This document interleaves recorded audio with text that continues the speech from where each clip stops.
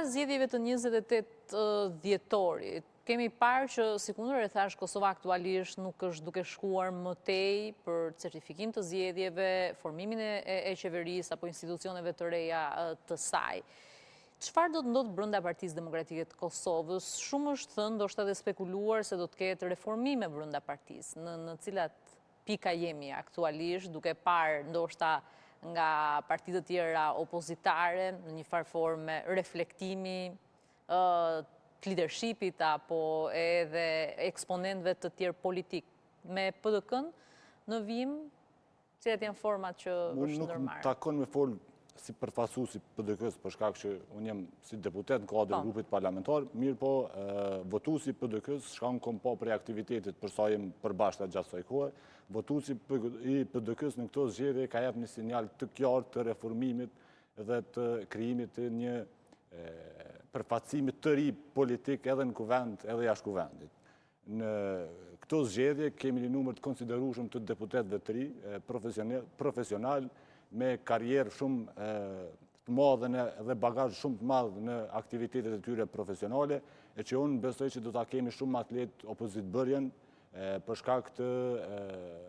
ky grup, këta njerëz të ri që po e përfaqësojnë PDK-n, kanë edhe integritetin edhe moral, nuk janë pjesë të qeverisjeve të kaluame, kanë, po e them edhe njerë, bagazh për çka munden me u ballafaqu me krejt propagandën edhe aktivitetin të në është duke bo pushteti tash e 5 vite, kështu që e shoh që vetë votuesi ka bu një reformim të paktën në përfaqësim në kuvend, por që ata edhe tash kanë shpallë zgjedhjet dhe janë në proces të zgjedhjeve që kanë fillu, domethënë zgjedhjet prej bazës edhe atyre degëve, nën degëve, domethënë për me ardhur përfundim edhe në zgjedhjen e kryesisë edhe kryetarit të ri edhe gjithçka, por është edhe proces në kuadër të rregulloreve të Partisë Demokratike që ne kanë filluar dhe duhet ta përfundojmë në periudhë caktuar të një riorganizimi të ri të Partisë Demokratike të Kosovës. Cilat janë gjëndrimet, ndoshta edhe tuaja personalisht, por edhe pjesë e Partisë Demokratike të Kosovës në situatën aktuale? Kemi parë që tashmë për shkak të ankesave që janë bërë, ka një lloj ngecje të procesit për të pasur qeverinë e re. Me numrat gati, por shumë flitet nëse do t'jetë mundësia për të pasur bashkëpunime qeveritare, kjo për dy arsye të ndoshta më kryesore, dhe ajo e zgjedhjes së presidentit, që shumë pak ditë ndoshta kanë mbetur, dhe nga ana tjetër për marrëveshjet ndërkombëtare në kuvendin e Kosovës, që do duhet të kenë një miratim të gjithëve.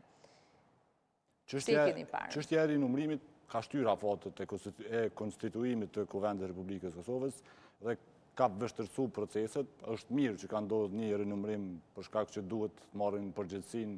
edhe faturën secilit që ka bërë keshpërdorime në këto zgjedhje, për shkak që është cenu jashtëzakonisht shumë legitimiteti i përfaqësuesve në Kuvendin e Kosovës. Dhe shpresoj të reflektojnë secili që ka qenë pjesë në mënyrë direkte apo indirekte kësaj skeme, për shkak që është kësaj herë nuk shohim një subjekt politik ndoshta në qeveri ose një subjekt për të qenë në krye të vendit, por flasim për subjektet kryesisht opozitare, që është parë një problematik e tillë. Jo, në numër deputetësh që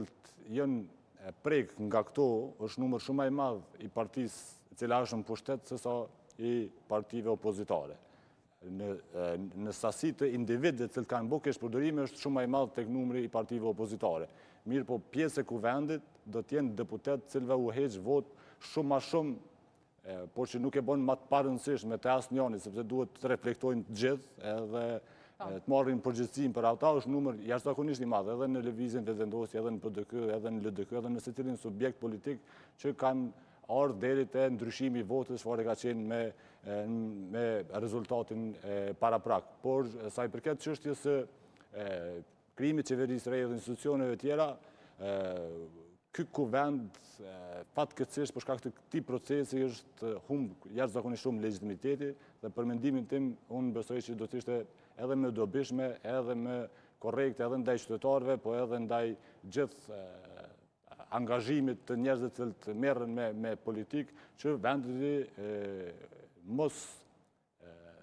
ketë vazhdimësi të tillë të përfaqësimit nga njerëz që nuk kanë marrë votën e qytetarëve, por kanë bërë në mënyra të ndryshme. Dhe duke marrë parasysh që him procesin e zgjedhjes së presidentit, ku sipas gjitha gjasave nuk janë votat, nuk kanë mbështetjen. Fillimisht provohet me u formu qeveria ku do të edhe shtyrja e afateve besoj që është edhe një presion për t'i detyru qoftë partitë opozitare, votojnë qeverinë, votojnë kuvendin, votojnë gjitha që mos shkohen zgjedhje, por mendimi im është që shumë e dobishme. Kjo nuk vjen nga një gjë që e ka lëvizjeve të vendosje në dorë, sepse ankesat janë bërë nga, jo vetëm nga një subjekt politik, pra janë kandidatë, subjekte politike, cilat kanë bërë ankesa. Jo, absolutisht që është pjesë e rregull, të nuk mundemi me mohu por përgjegjësia në këtë rast i qëndron lëvizjes vetëvendosje për të pasur shtyrje të afateve? Po flas prej tash e tutje, kur kanë përfundu çështja e ankesave dhe gjitha këto. Ankesat tash e tutje nuk kanë bëjnë me caktimin e datës së konstituimit të kuvendit. Janë ankesa të cilat mund me zgjat me muaj edhe me vite, gjykata e cila nuk e ndal procesin e funksionimit të institucioneve shtetërore. Me atë sa unë kom pa të aktiviteteve, qëllimi është tash e tutje të zvarritet deri në dhe të ofrohet sa më afër çështja e afatit të zgjedhjes së presidentit dhe të përdoret si presion ndaj partive opozitare çështja e votimit edhe të qeverisë, edhe të kuvendit, edhe të presidentës. Mendimi im si deputet mendoj që kish me qenë shumë e dobishme që vendi të shkojnë zgjedhje prap, mos të ketë votim as presidentit, absolutisht që për numrat qeverisë partia në pushtet i ka numrat formimin e kuvendit, nuk mund të ndalim edhe me dasht opozita, ajo çka mundet në ndalë është çështja e presidentit, për shkak që pa marrëveshje. Po çuarja në zgjedhjet të tjera, çfarë shihni ju se do të jetë pozitive për konkretisht për partinë tuaj në këtë rast apo opozitën? Do ndryshonte numri që do të vinte për ju apo për partinë fituese? Absolutisht besoj që do të ishte rezultat krejt ndryshe, kur do që mbahen zgjedhjet, për shkak që është përdorur... Se ka një diferencë shumë të madhe, Zveremani. Pra, ne po flasim për partinë në pushtet që